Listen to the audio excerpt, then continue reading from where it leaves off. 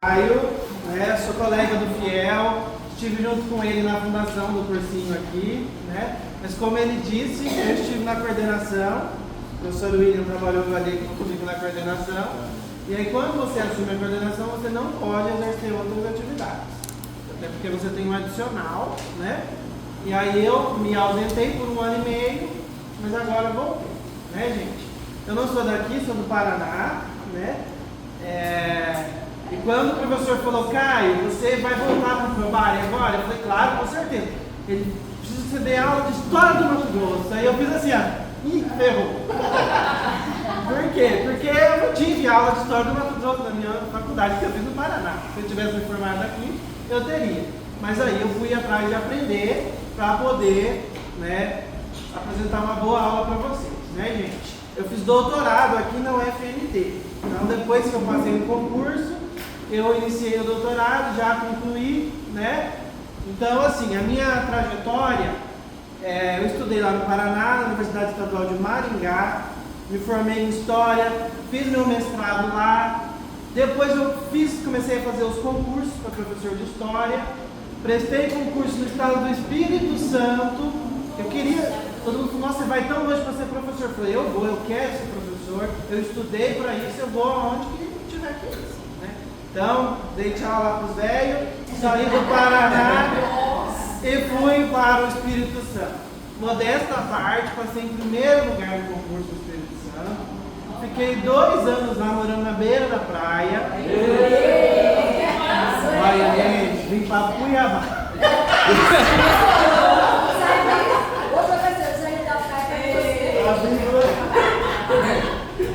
Mas assim, gente, depois saiu o concurso pra cá e aqui o plano de carreira ele era melhor, tá? E aí quando eu já estava longe de casa mesmo, prestei o concurso pra cá e modesta parte passei em primeiro lugar de novo. Inspiração. Isso no concurso de 2017, 2018 eu mudei pra cá, né? Depois fiz o doutorado e estou lá na Escola Johnny Augusto, onde eu conheci o Fiel até hoje, né? Até hoje estou nessa escola, né?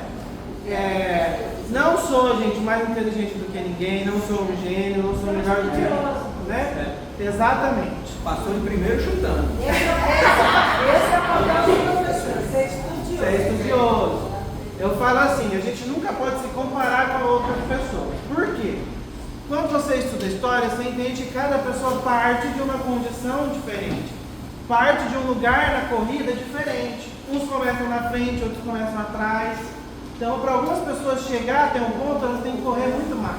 Né? Então, eu... Tem uma pergunta. Sim. Como que você ficou estudando antes de passar no concurso assim? Tá, vou falar para você mais ou menos aqui, né? Assim, só vou retomar minha ideia e daí eu te respondo, tá?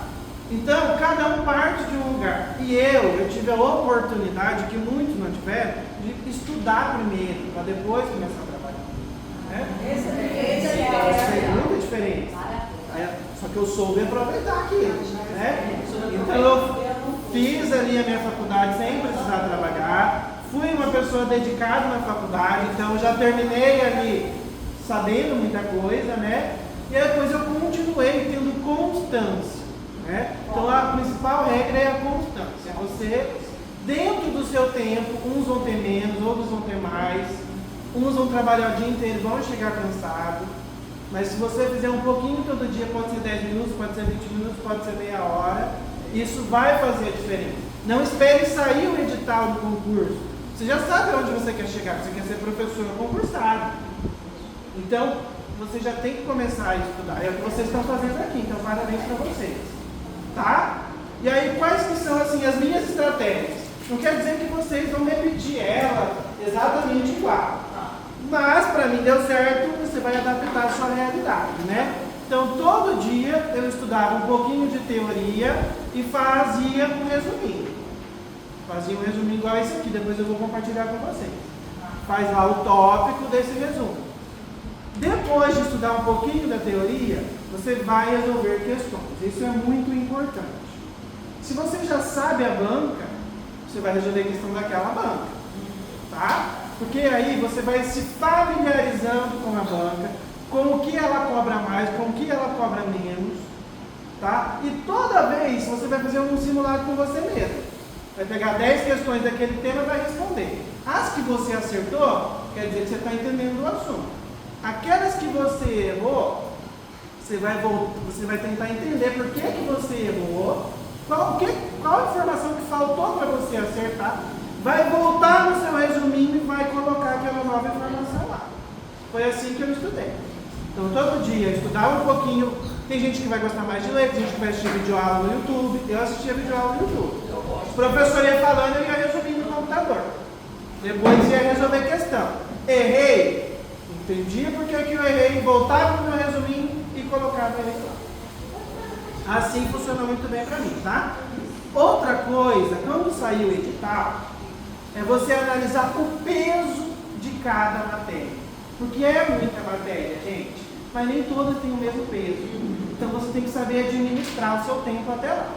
Quando eu prestei, em 2017, o peso de história, que é a minha área, era 9 na prova. Legislação e conhecimentos pedagógicos era 0,5 e história de Mato Grosso era 0,5. Isso significa, gente, que o peso de história era muito maior. E os conteúdos eram muitos em todas. Então não adiantava eu me desesperar e querer saber tudo de legislação e tudo de história de Mato Grosso, porque somando as duas eu dava um ponto. Então isso não é estratégico de você fazer. Tá? Isso quer dizer que eu não vou estudar nem um pouquinho disso daqui? Não vai, porque esse aqui pode eliminar. Mas então quer dizer que de 10 pontos, 9 foi de história e só um. Quer dizer que a cada 10 dias que eu for estudar, 9 eu vou estudar história e um dia, ou meio período eu vou estudar legislação e o resto eu vou estudar de Mato Grosso. Agora pode ser que quando sair o concurso, o edital de vocês, esse peso seja diferente, seja 6 da sua área e 2 de legislação e 2 de história do Mato Grosso. Aí a cada 10 dias você vai estudar 6 da sua área, 2 de legislação e 2 de Mato Grosso. Tá bom? Então isso funcionou muito pra mim, gente. Tá? Porque a minha área eu sei. Cara, não é assim. Porque ali no concurso é quem sabe mais. E se a sua própria área está valendo 90%, eu tinha que focar nela. E deu certo. Então é uma dica que eu dou pra vocês, tá? Então vamos aguardar o edital, para daí ver o peso da história do Mato Grosso. Se for um peso muito pequeno, você vai estudar um dia, 2 dias, 3 dias e vai partir para aquilo que vale mais. Tá bom? Então, fechou. Obrigado pelas orientações. Essas foram as dicas. Cada um vai se adaptar de acordo com a sua realidade. Agora você tem que ter um planejamento. Saiu o edital. Até o dia da prova você vai ter quantos dias que você vai estudar? É 30, é 40, é 50? Vai estudar no domingo ou não vai? Você tem que fazer isso e dividir as matérias certinho naquele dia. E fazer no meio. Tá, gente? Tem que ter esse compromisso. Se você tem meia hora por dia, então você vai dividir meia hora por dia. Tem 10 minutos por dia, então é 10 minutos por dia. Mas vai fazendo isso. Então quando eu cheguei na época dos concursos, eu já tinha tanto resumo, que na verdade eu só fui revisando aqueles resumos. Porque estudar, fazer resumos foi fazendo parte da minha rotina, entendeu? Então isso é muito importante, tá? Bom, agora vamos então para a história de Mato Grosso. Como eu não sou daqui, eu tenho uma desvantagem. Porque eu não tenho aquela memória afetiva com os lugares, né? Quem é daqui vai ter um pouquinho de memória, porque a hora que eu falar vai lembrar do lugar. Mas só você lembrar também não é suficiente, tá? Se o cara que é de fora estudar o dobro de você, ele vai passar na sua frente, tá? Mas você tem que estudar e lembrar, se você tiver essa vivência, vai te ajudar nesse conhecimento. Ok, gente? Então, assim, a gente vai ter mais uma aula de História do Mato Grosso. Para essa aula, eu separei 2 períodos, tá? Que é o período colonial, que foi a chegada dos europeus aqui, e o período imperial, que é quando o Brasil se torna independente, tá? E aí, Cuiabá vai até se tornar a capital de Mato Grosso, né? Depois, nas próximas aulas, a gente vai para o período republicano, ok? O professor Fiel falou que o método para esse cursinho é resolver questões, ele não quer muita teoria. Isso, exatamente. Então eu peguei a maioria da FGV, praticamente todas que eu achei, que está na apostila de vocês já, e algumas outras ali fora, só para complementar, tá, gente? Então vamos lá já começar com a questão. Conforme vocês sentirem dúvida, ou for necessário contextualizar, eu vou trazer isso com vocês, tá? Essa primeira não é da FGV, mas ela é uma questão básica que eu acho que vocês vão conseguir acertar. É a questão 18 de vocês, tá? Ó, o processo de ocupação de Mato Grosso, ocorrido a partir do século XVI, foi motivado pelo quê? Então, o que levou as pessoas a ocuparem esse território que nós estamos aqui hoje? Será que foi as riquezas minerais e, sobretudo, o ouro, que atraíram desbravadores e bandeirantes? Eu acho que sim. Sei lá. Pode ser que sim. Será que foram as áreas agrícolas? É? Será que foi a biodiversidade da região? Será que os portugueses estavam preocupados com a biodiversidade? Está fogo.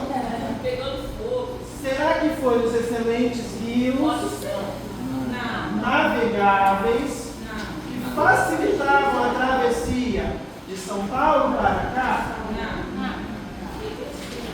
Ou será que foi devido à população nativa da região, sobretudo os indígenas, que eram obedientes e já eram adaptados ao trabalho? Todo mundo vai lá? Essa é muito fácil porque você ouve as pessoas falarem sobre isso. Todo mundo sabe que a chegada dos portugueses aqui foi motivada pelo ouro, tá, gente? Então, inicialmente a colonização do Brasil, ela foi litorânea, porque era mais próximo dos portos, onde se levava as matérias-primas. No começo não foi achado ouro, somente o pau-brasil, né? Então, ficava ali no litoral. Dizia-se que os portugueses eram como caranguejos, eles só andavam de ladinho, porque eles colonizaram todo o litoral, do Nordeste ao Sudeste, né? O que fez com que eles quisessem adentrar o território brasileiro eram dois motivos: a catequização dos povos indígenas, porque o que justificava Portugal sair de lá e dominar outros territórios era a expansão da fé católica, frente à reforma protestante que vinha tomando um pouco dos fiéis da Igreja Católica, tá? Isso é o que justificava, mas eles também tinham interesses materiais em enriquecer, né? Então era catequizar os indígenas e depois veio a descoberta do ouro, tá? Os portugueses não foram os primeiros a chegarem aqui. Os primeiros foram os povos indígenas, tá? E depois, gente, que os portugueses e a Espanha começaram a se expandir pelo mundo, precisou-se decidir quem que ia ficar com o quê. Então foi feito um tratado, chamado Tratado de Tordesilhas, que dividia o território onde é hoje o Brasil em duas partes, tá? Então era um tratado que foi feito em 1494, tá? Que dizia que daqui para cá pertenceria à Espanha. Deixa eu fazer um mapa do Brasil aqui, não sou muito bom em desenho. E aqui Portugal, certo? Se você analisar o tratado, era para estar falando espanhol aqui, tá? Mato Grosso fazia parte da Espanha. E de fato os espanhóis andaram olhando aqui os territórios primeiro que os portugueses.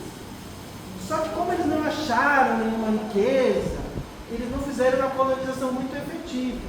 Eles tentaram catequizar alguns indígenas, levaram uma surra dos indígenas, porque o indígena não queria. O território era dele, ele estava lá. Ele tinha outra cultura, outra fé. Então, esses povoados espanhóis, eles não prosperaram. Tá?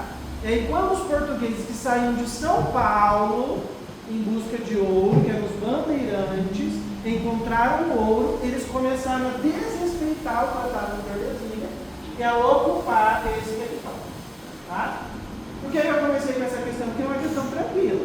Não tem que ficar, será que era isso mesmo? Era por isso. Foi a descoberta do ouro que motivou a ocupação efetiva dos portugueses sobre esse território. Fechou, gente? Alguém tem dúvida sobre alguma outra?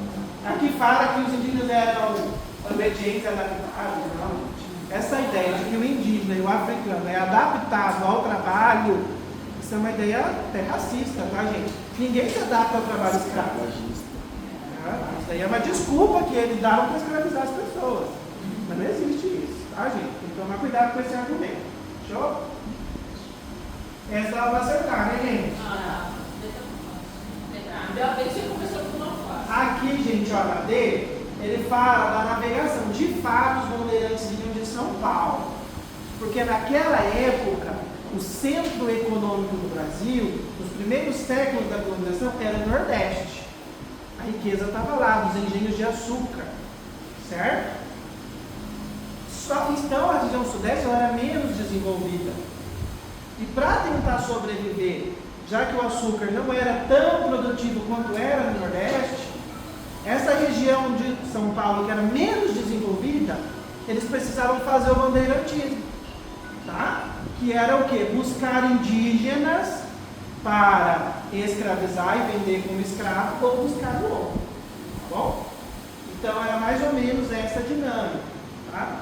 Outra coisa importante para a gente entender, os primeiros séculos, o açúcar era a matéria-prima mais valiosa, tá? Só que ali no final do século XVII, os holandeses, teve até um período que eles dominaram o Nordeste e eles aprenderam a cultivar o açúcar, tá? E levaram para suas colônias e começaram a produzir em melhor qualidade do que o açúcar brasileiro. Então a economia brasileira do açúcar começou a decair no final do século XVII. E o que meio que salvou a economia foi a descoberta do ouro. Tá? E aí se dá esse processo de interiorização da colonização portuguesa. Fechou? Então aqui, letra A, de fato, desde o século XVI, espanhóis procuraram ocupar as terras mato-grossenses. Né? Aqui eu coloquei em busca, faltou terminar, em busca seja de metais preciosos, seja de indígenas. No entanto, inicialmente buscava-se explorar o território, catequizar os índios ou escravizar. Mas o ouro só foi encontrado por volta de 1700, quando começa uma ocupação mais efetiva pelos portugueses. Vamos lá. Essa aqui também é um pouco mais introdutória. As questões FGV elas são mais difíceis, tá, gente? Mas aqui eu trouxe para a gente se familiarizar com o conteúdo. Leia o fragmento. Eram bandeiras que penetravam os sertões, utilizando-se do curso dos rios para se movimentar com barcos. As que saíam de São Paulo em direção às áreas de mineração, localizadas no Mato Grosso, eram das mais perigosas, em razão da viagem que tinha que ser feita por barcos especiais. Né? Então, a principal forma era feita via fluvial, pelos barcos que chegavam até aqui. Também havia a possibilidade de vir a pé, mas pelo rio era mais rápido. Não quer dizer que era fácil, tá? Porque tinha cachoeira, tinha ataque indígena, tinha doença, né? Tinha mosquito, mas era mais rápido do que vir a pé. Né?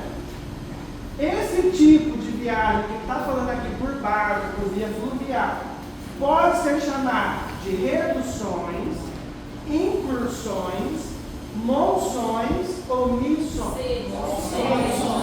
Resposta tá bom demais, está curioso? Monções. Não sei porque era monções, mas eu lembro que era monções. Arrasado. Muito bem, vocês estão afiadíssimos, tá? Reduções, quem sabe o que eram as reduções? Era povoados, pequenos agrupamentos? Pequenos agrupamentos, mas especificamente feitos pelos padres jesuítas para catequizar indígenas. Tá? Dizem que a colonização do Brasil ela pode ser simbolizada por uma espada. Né? Isso aqui é uma espada. Por quê? Ou uma opção era você, pela espada, forçar o indígena, e se você vira ela de ponta cabeça, ela vira uma cruz, que era catequizar eles para aceitar aquela colonização em nome daquela religião. Tá? Então, essas reduções jesuíticas, elas podiam também ter o nome de missões ou de aldeamentos. Então, toda vez que vocês ouvirem qualquer um desses três termos, reduções, missões ou aldeamentos, está falando dos jesuítas, tá? Incursões, ela é uma incursão. Incursão é entrar. Explorar, né? Isso. Pode ser de qualquer forma, pode ser via terrestre, pode ser. No caso da fluvial, que é pelos rios, são as monções, tá? Então as monções, elas tinham um papel muito importante, que era trazer mantimentos para as pessoas que foram chegando aqui, tá, gente? Essas pessoas podiam chegar também pelas monções, que traziam inclusive os escravizados, tá? Os produtos e também as pessoas, ou elas podiam chegar por via terrestre também, tá, gente? Essas bandeiras de via terrestre podia ter alguns tipos. Podia ser de preação, ou podia ser de prospecção. Quem sabe a diferença? Reação já deu dos índios, né? Perfeito. Essa era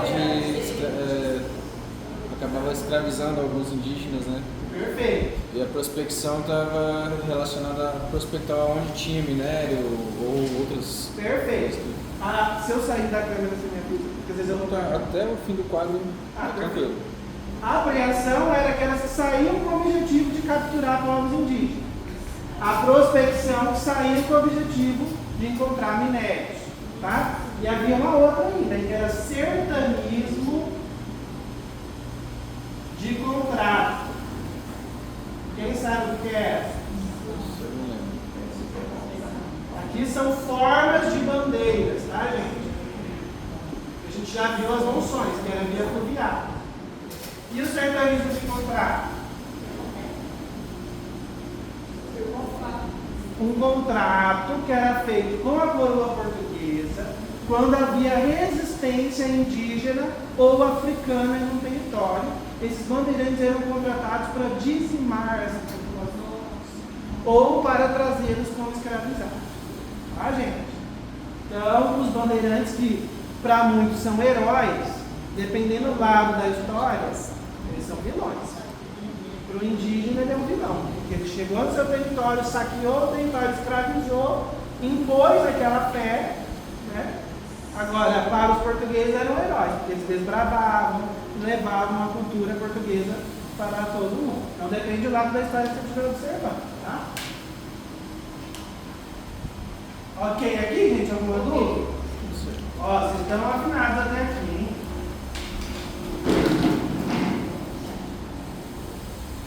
Então aqui é um resuminho, depois eu vou compartilhar o slide com vocês, tá? Isso.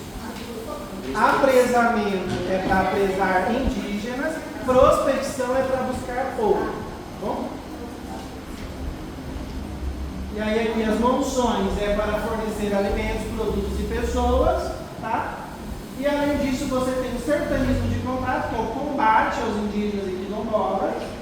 E entradas é aquelas que a própria coroa organizava para desbravar o território. Depois eu vou compartilhar para vocês terem aí os conceitos, tá, gente?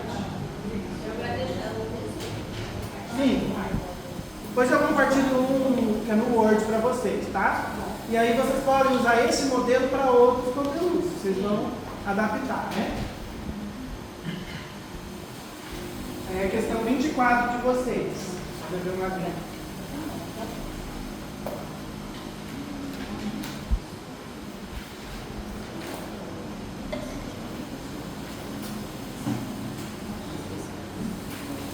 Historicamente, a colonização do continente americano, em especial dos territórios sob o domínio português na América do Sul, que a gente pode chamar também de América Portuguesa ou Brasil colonial, ocorreu com a conquista e o povoamento por colonos a partir da costa do Oceano Atlântico. No entanto, passado um século de penetrações constantes pelos sertões, teve início o povoamento na região de Cuiabá, onde Pascoal Moreira Cabral descobriu ouro nas margens do rio Cochipó em 1719. Tá? Então veja que como só lendo a questão você aprende um monte de coisa, né? Então isso é importante quando você for resolver uma questão. O próprio texto já pode te dar umas informações legais, né? Então aqui mostrou aí a descoberta do ouro, tá, gente? Foram fatores que concorreram para a interiorização dos domínios portugueses na América no período colonial. Esse concorreram está uma ciladinha de que ele quer dizer, que contribuíram, mas ele resolveu usar essa palavra concorrer, tá? O que contribuiu para a interiorização dos domínios portugueses na América? O cultivo da cana e o tabaco? O respeito que os colonos tinham com a coroa da Espanha? A busca por ouro e a captura de indígenas? Sim. Tá muito fácil, gente. Tá sendo fácil. A extração do pau-brasil? O pau-brasil já tinha no litoral. Então, como eu disse, os portugueses no começo ficavam no litoral mesmo, né? As invasões francesas e espanholas, em especial na província do Rio de Janeiro, o que tem a ver com o Rio de Janeiro com ocupar uma província? Então, mais uma facinho aqui, letra C. Tá? Mas aí que ele quebra, né? Que ele coloca um texto desse tamanho, né?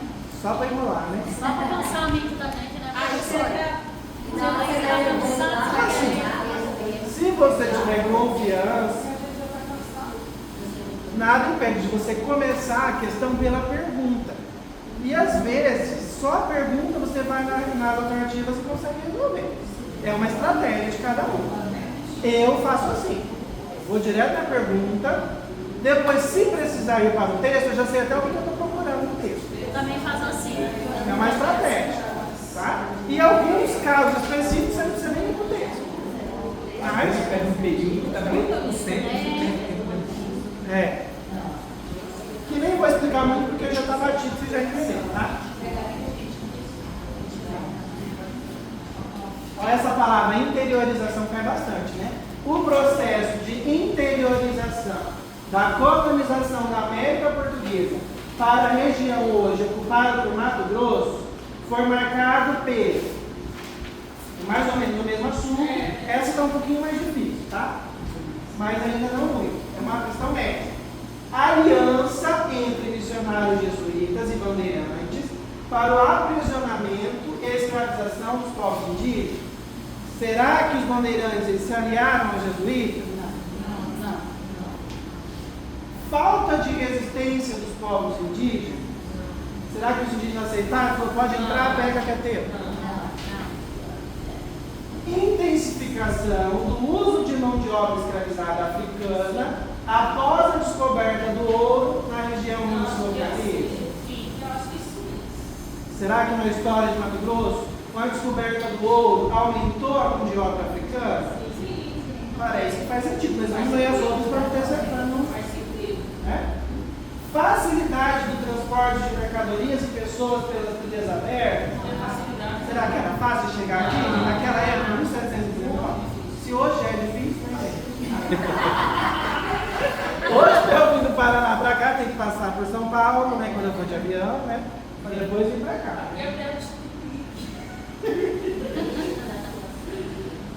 Aí, rígida atuação de feitores e senhores de escravos, o que impediu as fugas e a formação de quilombo. Será que não teve formação de quilombo aqui? Teve. Então só pode ser a letra C. Tá, gente? Então, conforme a região se tornou mais interessante para a coroa, foi necessário assim, que eles consideraram necessário, escravizar mais pessoas para fazer esse trabalho. Porque não era o português que ficava na beira do rio lá, tá? Quem ficava eram os indígenas escravizados e os africanos, tá? E não ganhavam nada com isso, só eram explorados por esse trabalho. Tá, gente? Gente, vocês estão indo muito bem. Eu vou embora. Está precisando de mim aqui lá. Tem os textos aqui enormes. Agora chegou a da FGV. Agora o bicho vai ficar. Em 1751, essa é um pouco mais difícil. O governador português do Mato Grosso queixou-se da ambição monopolista espanhola. O que é monopolista? Pegar o monopólio, pegar a riqueza do outro.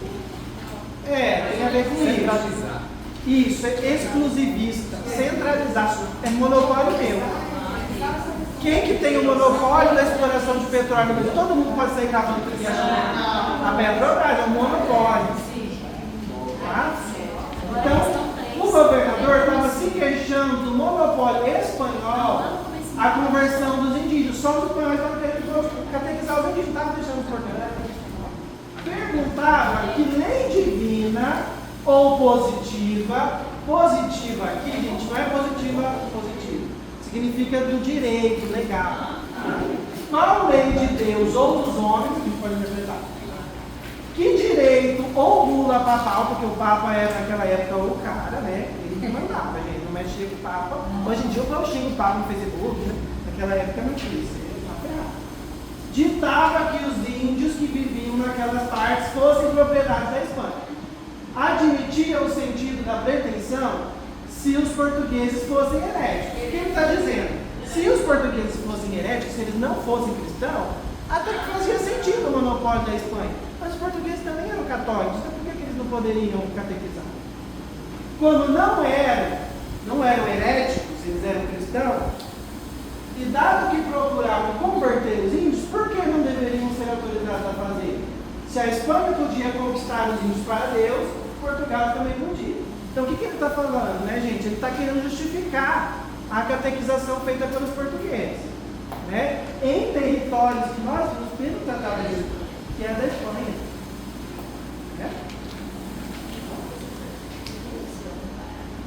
Com base no trecho, assinale a afirmativa que corresponde corretamente aspectos que explicam a presença das atividades das duas potências. Quais são as duas? Espanha e Portugal. Tá? Espanha e Portugal era tipo os Estados Unidos e China hoje, eram os dois que mandavam tudo. Naquela época eles eram as potências mais poderosas, tá, gente?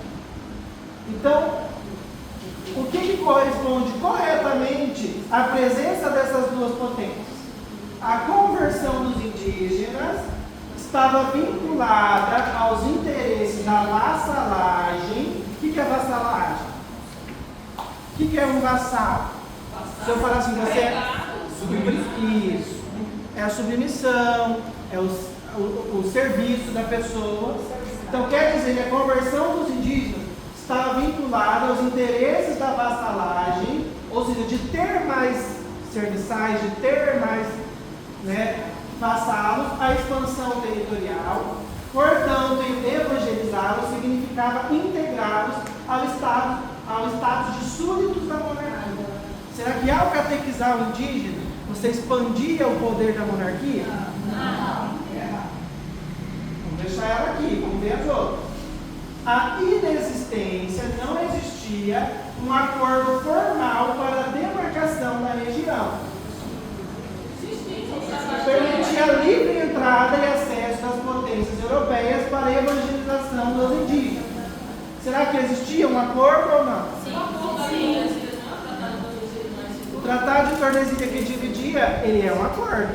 Ele era respeitado? Não, mas ele existia. Tá bom? Então não pode ser essa, porque essa aqui fala que não existe um acordo formal. E a gente viu, ó, em 1494 havia o Tratado de Tordesilhas, que dizia que da linha imaginária para cá era da Espanha e da linha imaginária para cá era de Portugal. Você falar que não existia lei. O interesse espanhol na região e na conversão dos indígenas é atribuído à perda de territórios andinos, região dos Andes, do vice-reinado do Peru. Vice-reinado do Peru era o nome dessa região espanhola aqui na época, tá, gente? Os quais estavam em pleno processo de emancipação do governo metropolitano. Então ele está querendo dizer que isso aqui tem a ver com a emancipação, com a independência dessa parte em relação à Espanha. Também esquisito isso aqui, tá, gente? o desinteresse português pela região e a falta de esforços na evangelização dos indígenas que habitavam é explicado pela escassez de recursos naturais e materiais pessoais das regiões. Havia escassez de recursos materiais, natural E por isso o interesse dos portugueses. Então, o que explica a presença deles? Não pode ser a existência de acordo formal, porque tinha. Não pode ser o desinteresse de metais preciosos. Então, a gente ficaria entre A e C. Tá? A correta é a letra A. Por quê, gente? Reforçando. O que justificava, a gente sabe que eles queriam o quê? Riqueza, exploração. Só que o que justificava isso frente ao mundo era a catequização. Tá? Era por isso que o Papa autorizava. E o Papa naquela época era muito poderoso porque a Europa era extremamente católica.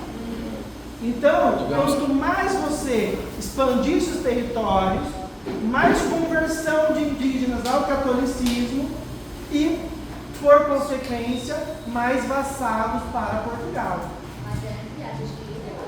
Eles queriam o ouro, mas também queriam ter mais gente. Exato. Até porque quem ia explorar, quem ia pegar no pesado, era essa mão de obra. Porque Portugal era um reino muito pequeno, não tinha mão de obra para dar conta de se expandir e trabalhar no mundo inteiro. Então eles queriam justamente escravizar as pessoas para fazer isso por eles. Tá, gente? Então por isso que é a letra A. Tá? Caio, digamos que a catequização era uma forma legal, né? Sim. Uma justificativa legal para poder fazer essa. E o nome disso que eles davam na época era guerra justa. Porque é uma guerra justa porque ela é em nome de Deus, ela é em nome de você levar a religião das pessoas. Tá? Para eles, né, gente? Sabe que não tinha nada de justo ali, né? Jesus Cristo não mandou sair matando eles por ele. Uma coisa é você levar e dialogar, né? Outra coisa é você. Ou você faz isso ou eu te mato. Tá igual o comando. Perfeito, gente. Mas você viu que essa era um pouquinho mais difícil porque ela era mais rebuscada, né? Então você tem que ir por eliminação. Aquelas alternativas que tem informações erradas você vai cortando para você ficar ali no máximo entre duas. Né? Mais uma da FGV agora. Questão 2 de vocês.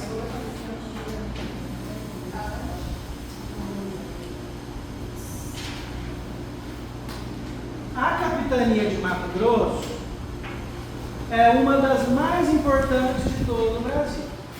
Tanto pela sua extensão, lembrando que naquela época não havia divisão entre Mato Grosso do Sul e Mato Grosso. Tá?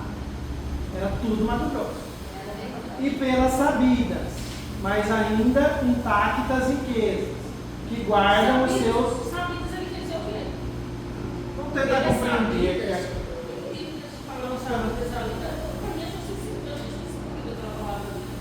Eu confesso que eu não tenho certeza do significado dessa sabida aí. Não sei se é ali. O que vocês acham, gente? Pode ser isso aqui. De qualquer forma, isso é importante, tá, gente? Não fiquem presos pelo conhecimento. Eu acredito que tem a ver com conhecimento. Porque você vai descobrir novos territórios, um novo. Ele pode colocar um sinônimo ali pelo conhecimento. Perfeito, perfeito. Acredito que é nesse conhecidas. Isso aí, pelas conhecidas, perfeito. Tá? Quanto mais palavras você dominar, melhor. No entanto, se na hora da prova você não souber, não fica travado. Porque às vezes você consegue entender o texto sem aquela palavra. Foca sempre naquela frase que vai te esclarecer, tá, gente? Mas óbvio que quando você estiver estudando, você tem que procurar saber. Tá bom?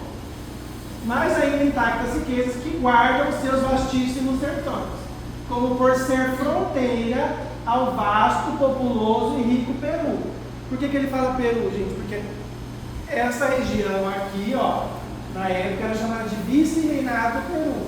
Só que não era do Peru, era da Espanha. Peru se tornou independente muito depois e virou um país. Né? Mas para melhor administrar a América Espanhola, que é muito grande, vai lá, México, toda a América Central, desce para a América do Sul, a Espanha teve que dividir em diferentes reinados. E esse aqui era chamado de Peru. Tá?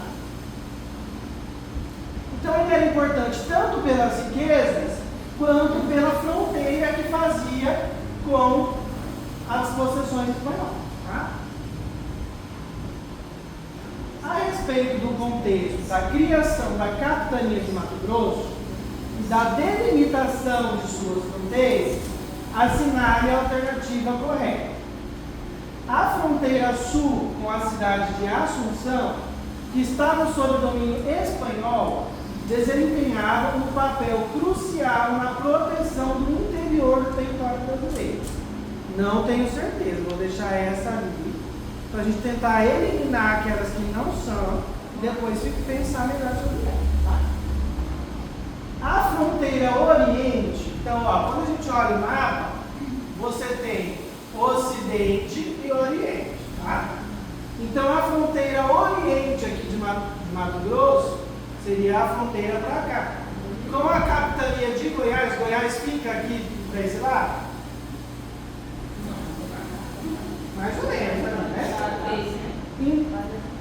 Será que a criação da capitania se deu porque ela fazia fronteira com a capitania de Goiás, que estava no auge da produção de açúcar e atuava como ponto de contato para trocas comerciais? Ó, tem um conhecimento histórico aqui. Será que Goiás é conhecido pela produção de açúcar? Essa é difícil, eu vou exigir uma explicaçãozinha maior. Mas vamos seguir. A fronteira leste, então, leste-oeste.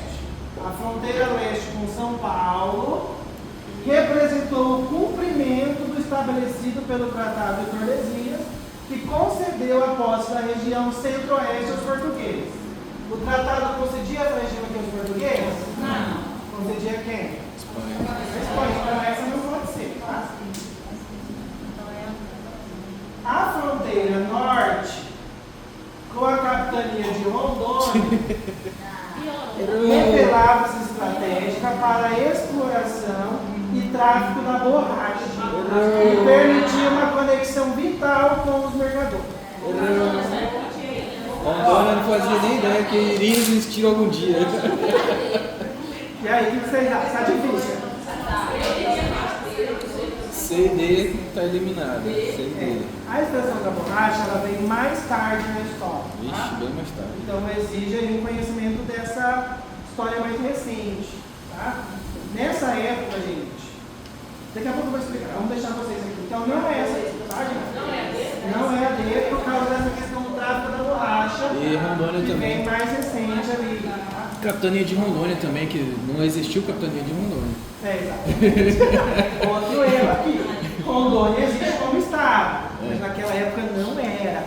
Era do Grão-Pará e Maranhão. E resumia uma boa parte do norte ali. Tá? Então a gente fica também. Então é A ou B. Será, gente, que a criação da capitania ela tem mais relação com impedir o domínio espanhol ou com comercializar açúcar com Goiás? É com A. Tá? Então, ainda que essa questão esteja mais difícil, por eliminação, você acaba ficando na A, tá, gente? Bom, como eu disse aqui no Tratado de Tordesilhas, era uma região que deveria pertencer à Espanha. Tá? Quando não havia nenhuma riqueza ali, era uma região que os espanhóis até circularam. Mas quando os portugueses acharam, eles procuraram ocupar com maior intensidade, justamente para evitar a concorrência dos espanhóis. Tá? E aí, no próximo tratado, que é o Tratado de Madrid, que vai substituir o Tratado de Tordesilhas, tá? Se eu não me engano, deixa eu falar aqui, 1750 ou 51, tá? Lá no meu resuminho vai ter para vocês a data desse tratado aí, de todos os tratados. 1750. Então, em 1494, Tratado de Tordesilhas. Dizia que o Mato Grosso era da Espanha. Em 1750, já se passaram muitos anos, já foi encontrado ouro aqui em 1700. Os portugueses começaram a ocupar aqui com tudo. Vai haver um novo tratado que vai ceder essa parte para os portugueses. E o princípio utilizado era um princípio chamado ut possessário, que significa a posse pela ocupação. Se você ocupou ali, você está morando ali, você estabeleceu ali, portanto passou a ser de direito seu. Era um princípio romano, meio que o uso capião, né? Você está morando lá há muito tempo, aquilo ali vai acabar sendo seu, né? Então, os portugueses reivindicaram essa posse pela ocupação. Tá? Então, era muito importante ocupar aqui e criar-se uma capitania justamente para evitar a retomada pelos espanhóis. E essa treta a gente vai durar muito tempo. Tá? Inclusive, na Guerra do Paraguai, a gente vai estudar mais para frente, os espanhóis vão falar, isso aqui era nosso. Tá? Então, seria a alternativa A por esse motivo. Tá? Que horas são, gente? 10h36. Então eu vou acelerar um pouquinho aqui. É 11 horas, gente, que é a hora, ou pode estender um pouquinho? Pode entender. Porque a professora demora muito. Eu preparei muito conteúdo. Então aqui são os mapas, ó, para ajudar vocês a entenderem, tá, gente? Então, ó, Esse mapinha pra gente não. sim, vou mandar. Toda essa região aqui, ó, é chamada de vice-regado do Peru, que nada mais era do que pertencente à Espanha, tá, gente? E aqui você tem as capitanias, tá? No início, gente, tudo isso aqui, Goiás, Mato Grosso, era pertencente à capitania de São Paulo, tá? Conforme foram se tornando interessantes pela descoberta do ouro, tanto em Goiás quanto em Mato Grosso, precisou-se criar uma capitania para poder administrar melhor essa fiscalização, que a coroa portuguesa queria cobrar imposto desse ouro. Não ia ficar só com os bandeirantes. Eles tinham que pegar esse ouro, levar para um órgão público, que era chamado de casa de fundição. Essa casa de fundição ia derreter aquele ouro, transformar numa barra de ouro e tirar 20% para o Estado. É o chamado quinto. Então, o Brasil começando a ser Brasil. Né? Metade vai para o Estado. Vocês vão ver isso no holerite de vocês. Nós vamos 20%. Hoje é muito mais, tá? Hoje o nosso salário tira 27,5%.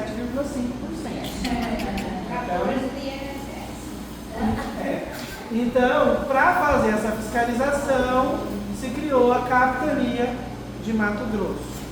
Tá? E qual foi a primeira capital? Qual foi a primeira capital da capitania de Mato Grosso? Vila Bela de Santíssima Trindade. Não foi Cuiabá. E por que foi Vila Bela? Justamente pela questão da fronteira aqui, para impedir os espanhóis de ocupar. E também tinha uma certa reserva de Também, ouro, tá? né?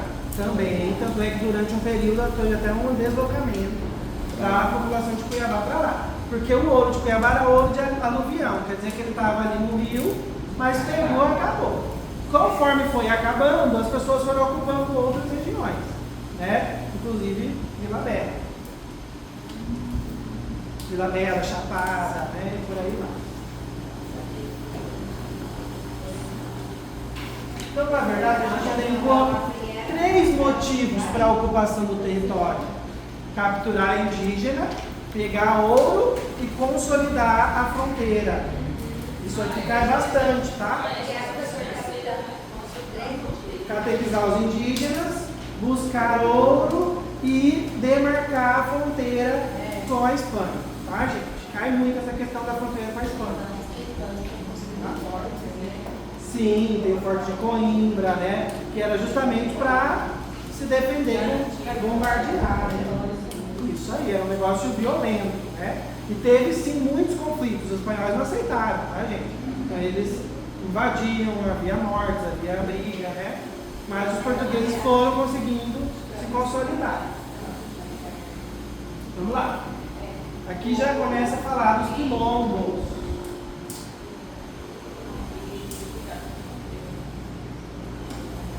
A historiografia e a arqueologia identificaram mais de 20 quilombos localizados entre as repartições de Mato Grosso, Cuiabá e Morros, que era parte da Espanha ali, nos séculos 18 e 19, entre os quais destacava-se o Tuquari-Terê, também conhecido como Quilombo Grande.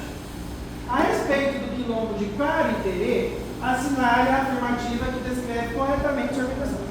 O que era um quilombo, gente? Que era para onde os índios de africanos iam fugindo da escravidão. Perfeito. Então, você teve a ocupação do Brasil e a mão de obra foi a mão de obra escrava. Seja de indígena, seja de africano. Ah, e por que eles não fugiram? Eles fugiam?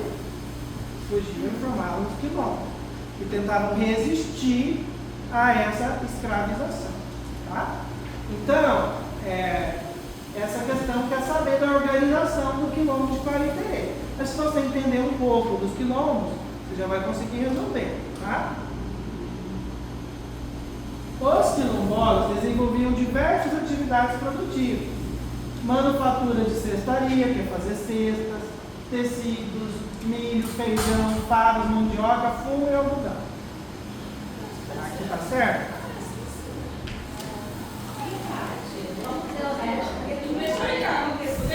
Vamos deixar um pouco de proteção.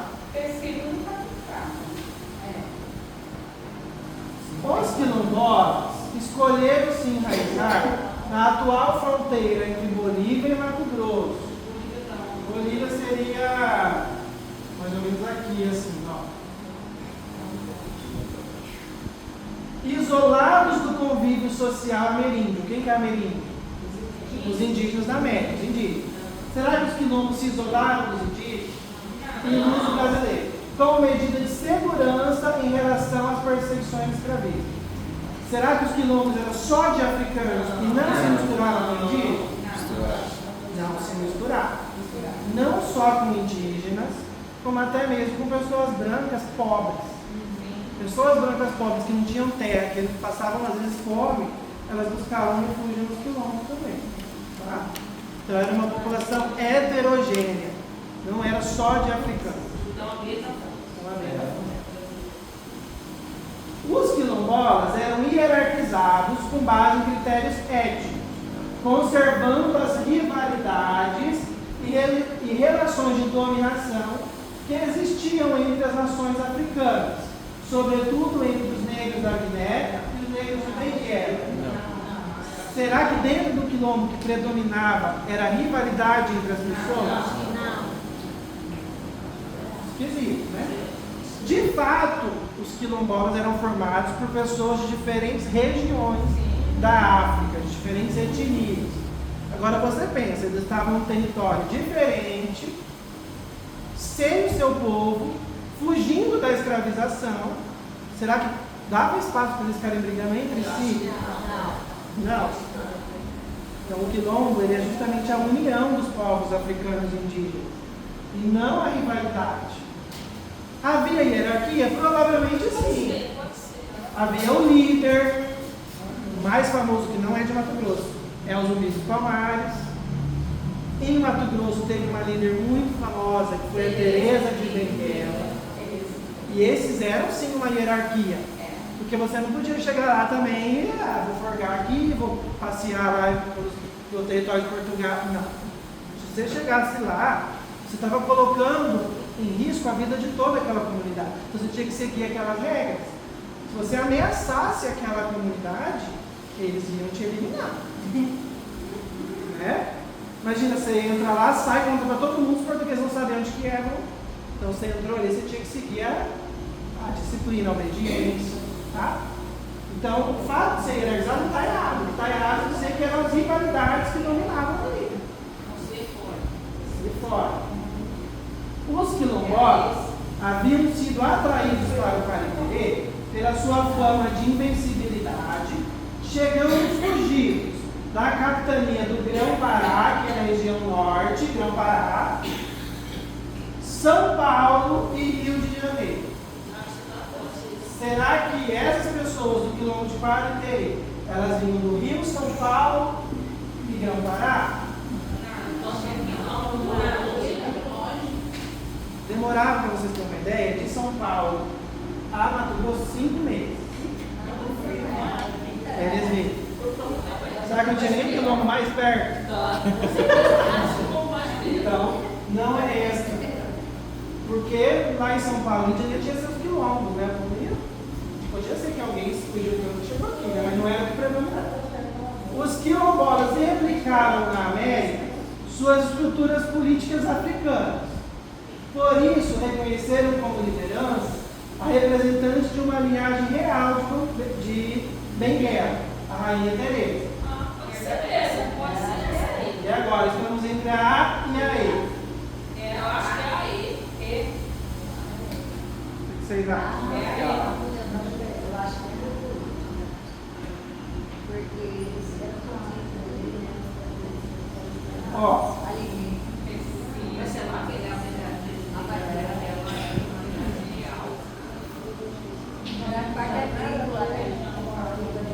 Representando uma linhagem. Liderança. É agora só necessidade de implantação. será que era replicável aqui? Mas será que na África tinha quilombo?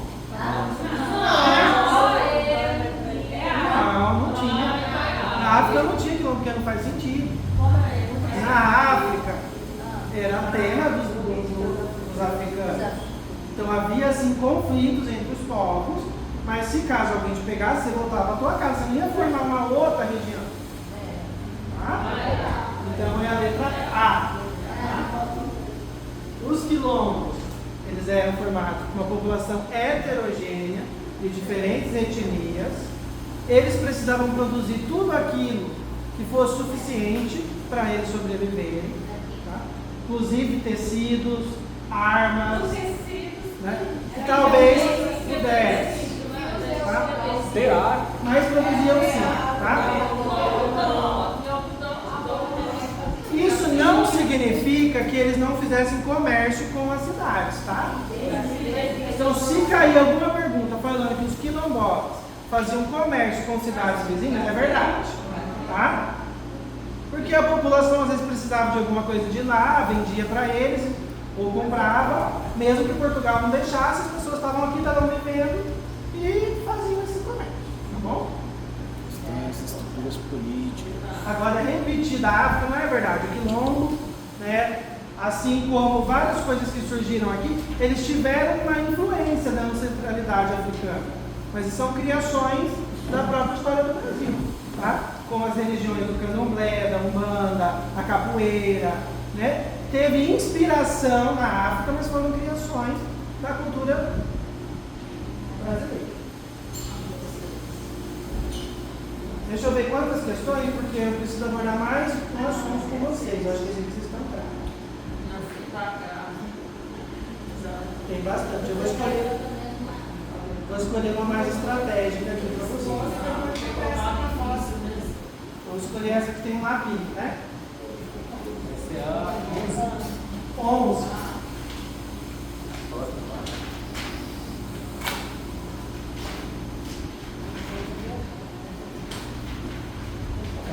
Analise o mapa a seguir.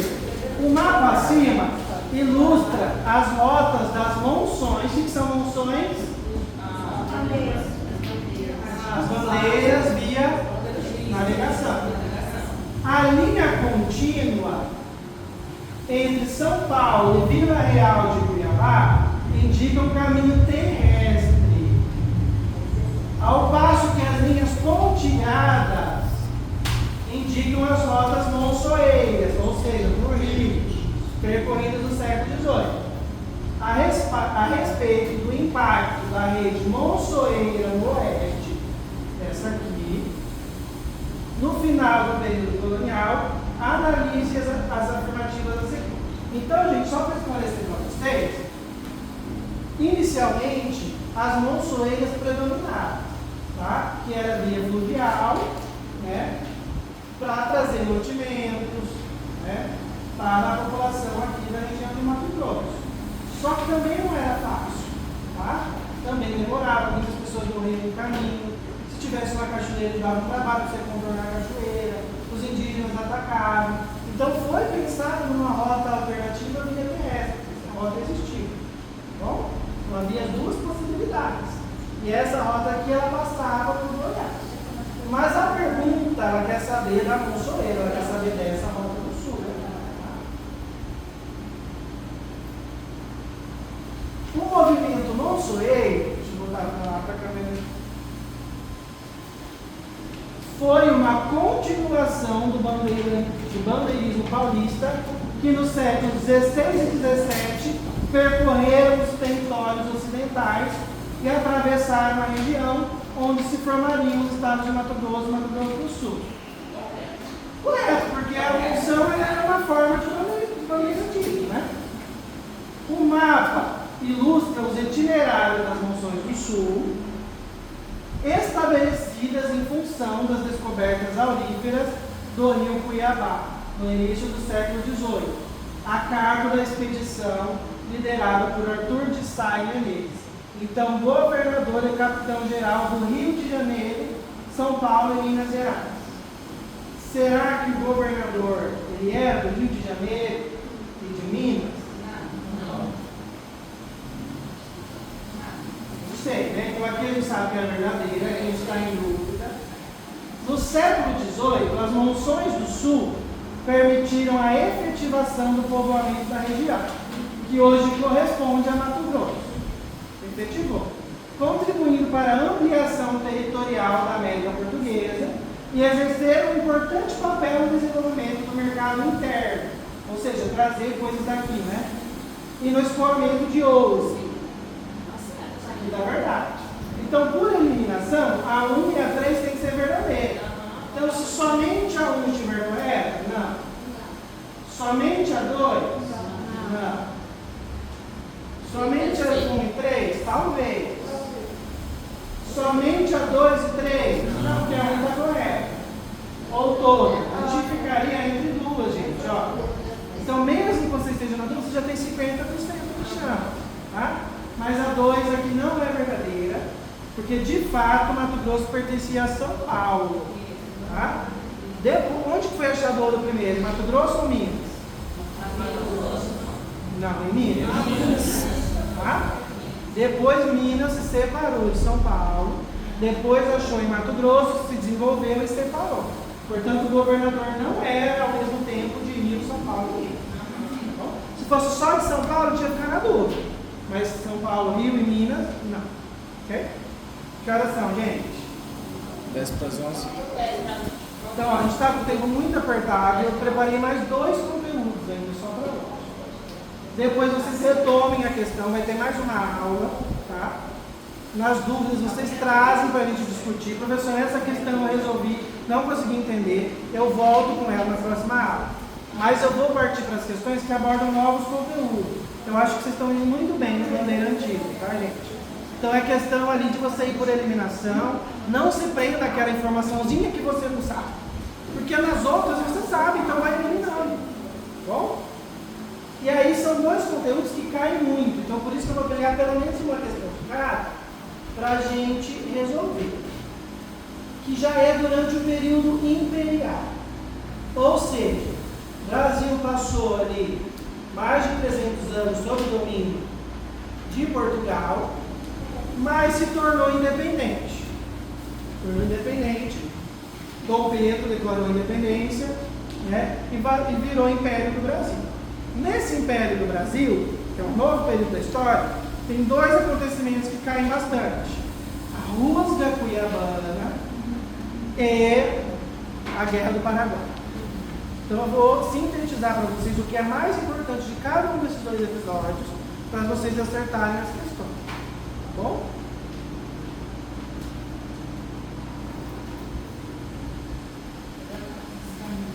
Vou pegar uma questão bem interessante aqui.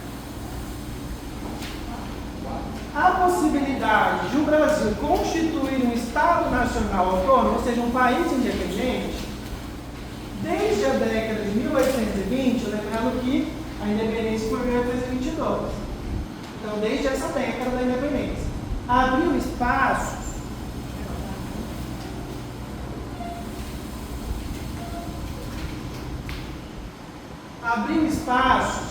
para disputas de diversos projetos de nação independente em todo o Brasil, inclusive na província de Mato Grosso, onde eclodiu a revolta denominada Rusga. O Brasil se tornou independente, cada um queria de um jeito. Eu quero que o Brasil seja assim, o outro quer que ele seja de outro jeito, tá? O que vai acontecer? Dom Pedro governou de forma bem autoritária nos primeiros anos. Mas por um problema que teve lá em Portugal, ele teve que voltar. E ele deixou seu filho, Pedrinho II. Só que o Pedrinho era muito novinho, não tinha como ele governar. Ele tinha ali poucos anos. Então, nesse período, o Brasil não teve um imperador. Foram escolhidos representantes de Dom Pedro II até que ele se tornasse maior de idade. São os regentes. Período regencial. Nesse período regencial, o poder do Estado enfraqueceu, porque não tinha imperador. E aí, vários capitanias, que naquela época passaram a ser chamadas de províncias, resolveram se rebelar para lutar pelos seus direitos. Porque Dom Pedro I, mesmo que ele rompeu com Portugal, ele era um português, ele era filho do rei de Portugal. Então ele beneficiava muito o comércio dos portugueses no Brasil. E aí muitas regiões, quando ficou sem o imperador, começaram a ficar com raiva desses portugueses e quiseram seus próprios direitos. E aí estouraram as rebeliões regenciais pelo Brasil inteiro. Nos livros didáticos acaba que Rusga não entra muito. Entra a balaiada, a cabanagem, Revolução Farroupilha, mas a Rusga também faz parte desse contexto. De que as pessoas daqui vão querer lutar pelos seus direitos, já que o imperador estava lá em Portugal, o outro era criancinha e falaram, agora é a nossa chance. Tá? Então vamos tentar entender aqui. Essa revolta pode ser qualificada como um movimento de caráter nacionalista, pois liderado pelos grandes proprietários liberais, insatisfeito com os altos preços do charque. O que é charque? Será que a carne seca era forte aqui? Mas é bem com a Revolução Farroupilha, né? E outra, ela era nacionalista, ela ocupava a nação inteira? Não, justamente ela estava se aproveitando de uma fragilidade da nação para defender os seus direitos. Anti-lusitano, o que é lusitano? Então pode ser que ela seja anti-lusitana, mas vamos continuar lendo. Pois intencionava livrar a província de Mato Grosso da ação de uma elite de portugueses restauradores, substituindo-as por autoridades enviadas pelo governo regencial. Sabe por que não é? Porque ela aconteceu no período regencial e um dos motivos dela é que eles queriam escolher os seus próprios representantes. E quem escolhia na época era o governo central lá da regência. Então não é por isso. Por exemplo, quem seria o capitão da província de Mato Grosso? Quem escolhia era o Rio de Janeiro, que era a capital. Primeiro era Dom Pedro saiu e ficaram os regentes. Eram esses regentes que escolhiam. Os mato-grossenses não estavam gostando, foi a gente que ia escolher. Então não pode ser essa, porque não era por isso que eles lutavam, não era para respeitar as autoridades enviadas por ele, era para poder escolher as suas autoridades. Ele era sim anti-lusitano, mas ele não tinha aquele segundo motivo. Nativista, foi nativo daqui, essas pessoas que já eram daqui, pois o setor liberal exaltado defendia que a administração da província e o comando das armas deveriam ser exercidos pelos elementos da terra. Quem que é elementos da terra? As pessoas que moravam aqui. Não aceitando as nomeações da regência. Sim, eu acho que é assim. Pode ser que seja essa, tá? Separatista, será que eles queriam separar Mato Grosso? Não houve essa ideia de que Mato Grosso deveria ser um país autônomo. Isso até aconteceu em Minas Gerais, na Revolução Farroupilha no Rio Grande do Sul. Mas não foi o caso aqui, tá? Federalista, pois os bicudos, quem que eram os bicudos? Eram os portugueses. Os portugueses, porque eles usavam chapéus com bico, ficaram conhecidos como bicudo. Que organizaram a revolta. apoiava o projeto que o Estado descentralizado. Foi os portugueses que organizaram? Não. A intenção era saber. Então é a letra C. Fizeram desafeto. Então, qual foi o motivo da Rússia? Se vocês entenderem isso, gente, vai acertar as questões, tá? Foi um sentimento anti-lusitano contra os portugueses, que mesmo quando o Brasil se tornou independente, eles tinham muita influência no comércio, né? Porque eles já faziam comércio desde os tempos da escravidão, então eles tinham muitas posses. E também os representantes, os capitães gerais, as pessoas que vinham para assumir cargos públicos, acabavam sendo portugueses. Tá? E os mato-grossenses não queriam isso. Certo? Eles administravam Mato Grosso. Ok? E eles queriam também ter mais controle do comércio, que era dominado por esses portugueses. Então eles ficaram assim com um sentimento anti-lusitano. Inclusive, eles tomaram o poder aqui. Tomaram o poder. Isso aqui para vocês não esquecerem, né? E eles mandaram que a população trouxesse as orelhas dos portugueses para eles. Então foi um extermínio dos portugueses. As pessoas saíram às ruas agredindo e assassinando os portugueses. E aí como que ele ia saber que a orelha era do português?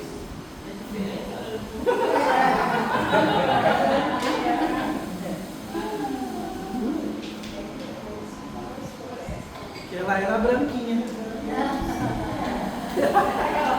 Verdade. E a população aqui era miscigenada com os povos indígenas, ribeirinhos, africanos, né? Então aconteceu isso. Agora, outra característica importante é que ela não foi uma revolta com proposta social. Ela não propunha nenhuma melhora na vida dos escravizados, dos indígenas, da população pobre. Ela foi uma revolta feita pela elite que queria administrar o órgão público daqui de Mato Grosso. Mas os pobres participaram? Sim. Por quê? Porque se você mata um português, você era remunerado. Você podia pegar uma coisa ali, virou aquela revolta, o povo saiu lá, esse povo aí é culpado pela pobreza aqui, vão matar eles, vão pegar as coisas deles. Às vezes era pago para isso. Então pode cair essa pegadinha que você tem que ficar muito atento.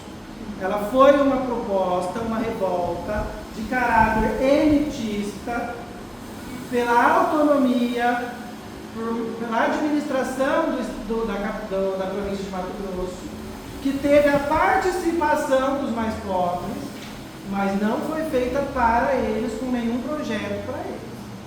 Tá? Então é importante ter esse entendimento. Ok? E aí você teve dois lados. Os conservadores, também chamados de caramurus,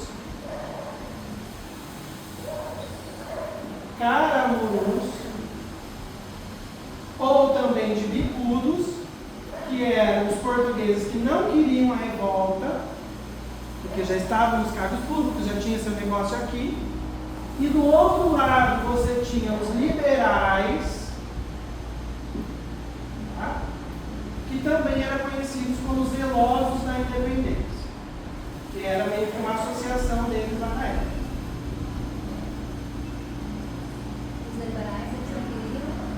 Os liberais eles queriam a autonomia da região e que os cargos públicos fossem exercidos pelas pessoas daqui, né? E queriam isso. Aí dentro dos liberais haviam dois grupos: os moderados e os exaltados. Moderado é aquele que falava assim, gente, vamos lutar pelo nosso direito, mas também não precisa. Isso aí, né? Metendo louco, pelo amor de Deus. E os exaltados falavam, ó, pau no cu dos portugueses, vai acabar com o povo. Desculpa o palavreado. Mas era isso mesmo. Os exaltados não queriam só administrar, eles queriam expulsar os portugueses daqui. Matar, agredir. Vocês vão ver esses dois perfis também nas escolas. Então, os exaltados e os moderados. Não tiveram uma discussão. Em 70, ainda tinha os matadores de aluguéis. Aí. Traziam as orelhas, eu fiz. Ah, é? Aí, viu? Interior. Eita. Ele trouxe mais de 200 orelhas. Isso. Pela posse da terra. O negócio não é para qualquer um. Então, gente, basicamente, a Rússia foi essa revolta por mais autonomia na região. Tá bom, gente? Ok? Depois vocês voltam nas questões, vou mandar para vocês. Tentem resolver. Se ficar em dúvida, professor, você pode revisar tal questão? Porque ainda na outra aula a gente vai ver. A Era Vargas, a ditadura militar. Tá? Nossa, professor, é muito conteúdo, estou desesperado. É o que eu falei, gente, não se desespere. Qual que é o peso da história de Mato Grosso no edital? Vamos ter que esperar sair. Se vier um peso muito grande, vocês vão voltar aqui, vai ter até mais uma aula, sei lá, dá um jeito. Agora, se o peso for pequeno, dá uma revisada no máximo e foca no que vai dar. Tá? Mais uma só.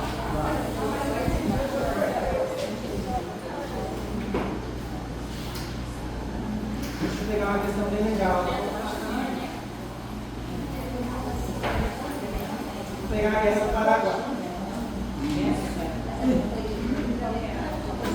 A guerra do Paraguai, gente. A guerra do Paraguai já aconteceu novamente no Brasil independente. Aconteceu 2 vezes nossa guerra. Não, a guerra foi Só que qual que era o motivo?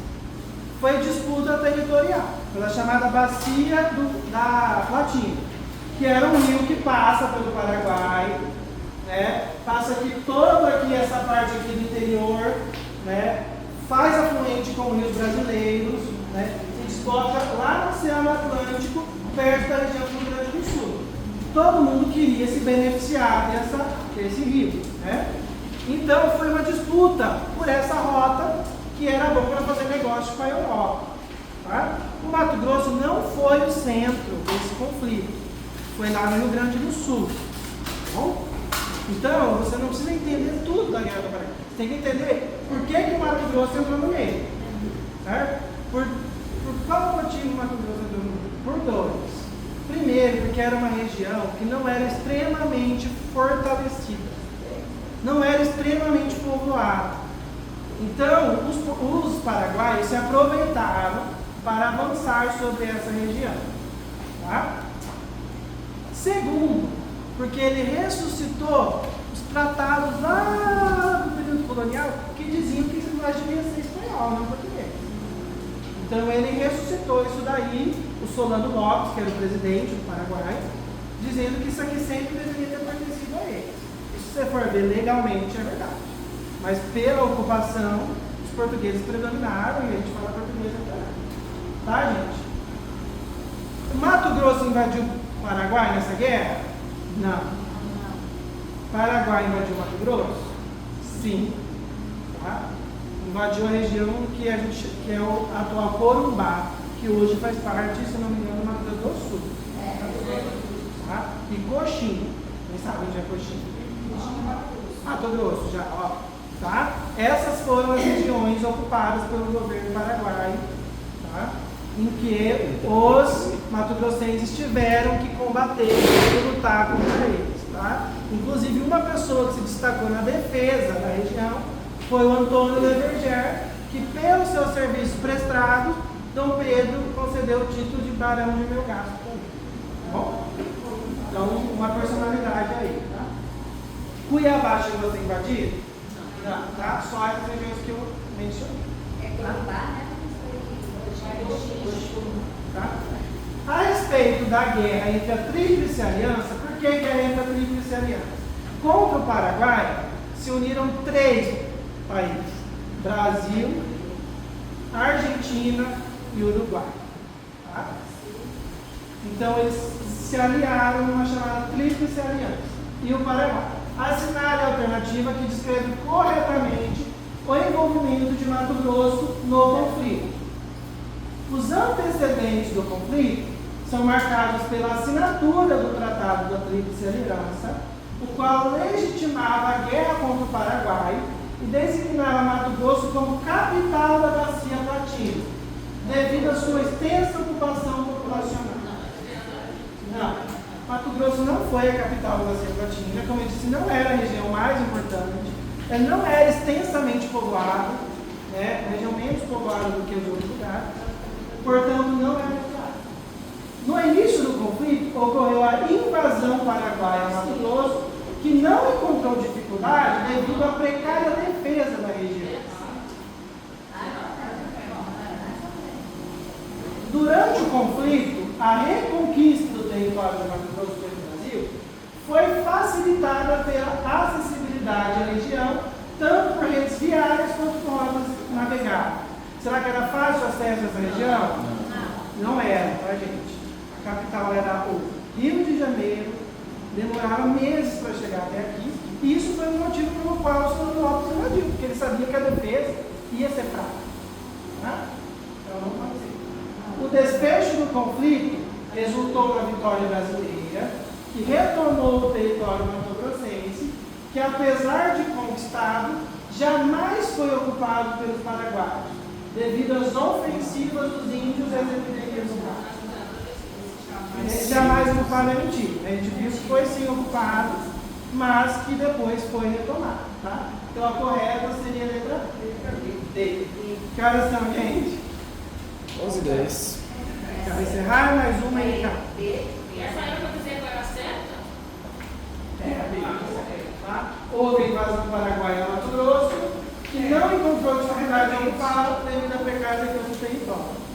Tá? Tem duas opções, gente. Você faz mais uma, ou depois na próxima aula retoma um pouquinho, o que vocês preferem? Próxima aula. Próxima aula? Então tá bom. Então o que vai ficar combinado? Façam as questões e tragam quais vocês querem que eu responda. Tá bom, gente? Gente, obrigado.